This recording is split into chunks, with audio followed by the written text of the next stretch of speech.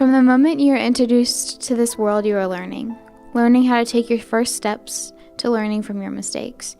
You're constantly changing and learning to grow as an individual. In your life, there are many firsts.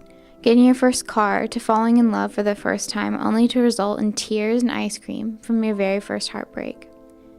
These are all common steps people take on their life adventures. Getting to be responsible and having that feeling of accomplishment when you get hired at your first job. Constantly stressing about the decision of where your next steps in life will take place. The feeling of relief you get when you receive that acceptance letter to your school of choice. Finally, you made it. Another 4 years of stress and determination working towards your major. You finally finish, and now you're on your way to the new journey of finding your first real job. There you will meet the man of your dreams unexpectedly. You will have never guessed where you all would have ended up. You go out for a while, and then finally, after getting to know each other and becoming best friends, he pops the question. After planning for months on end and waiting to find the perfect dress, the time arrives. No longer a miss anymore. A few years go by, and the best moment of any family's life, you get the news that you have a child on the way.